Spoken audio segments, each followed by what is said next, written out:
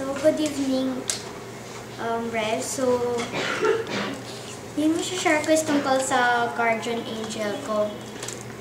So, kahapon, kasi kumakanta ako. So, story siya, funny, pero parang parang wala yung guardian angel ko yung time na yun kasi parang may ginawa akong mali. Kaya, I don't believe that my guardian angel is there. So, yung gabing yun is kahapon. So, yung kumakanta ako nung kanta ni Freya, sabi ko, "You water from the west." Gumanon ako.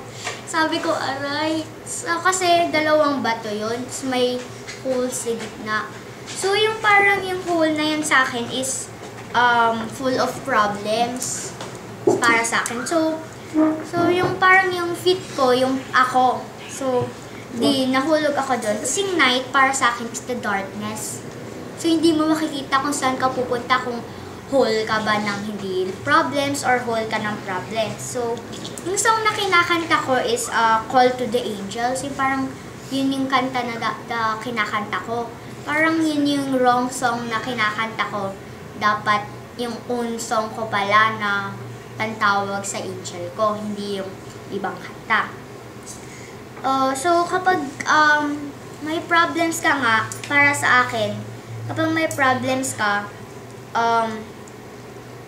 wag mong iisipin, always believe na masasolve mo yung problems na yun. Hindi, wala yung problems na magbibigay yung Lord sa'yo na hindi mo masasolve. Ito nga, think about happy days kapag may problems ka. Kung may problems ka, isipin mo lahat ng magagandang araw mo sa buhay mo. Hindi yung mapuro problema.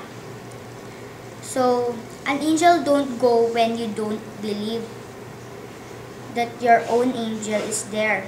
So, yung parang yung sentence na yun para sa akin, kapag hindi ka nag-believe sa angel mo, na andun siya sa tabi mo, hindi yung, ay, aalis ako ng gabi kasi andyan naman yung angel ko, tutulungan ako. Hindi ganun. Kapag ganun, kailangan mo pa rin i-believe na andun yung angel mo. So, always believe that your angel is beside you.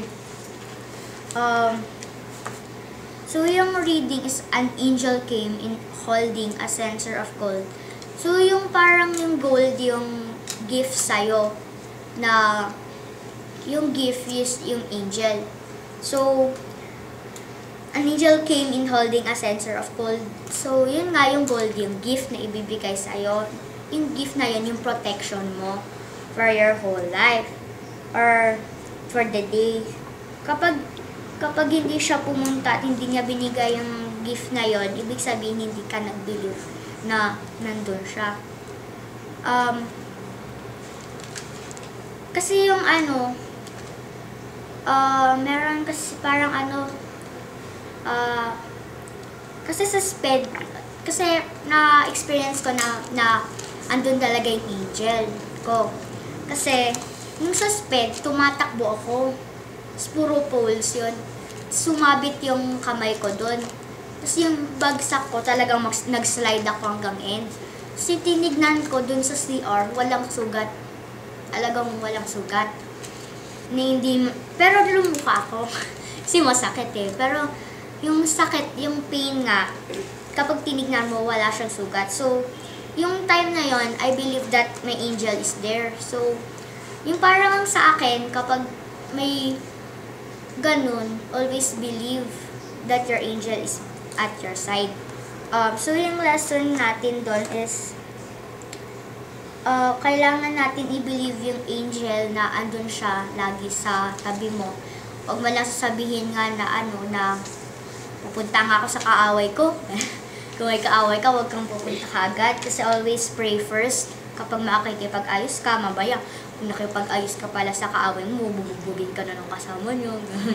So always believe nga na andun siya sa tabi mo. So,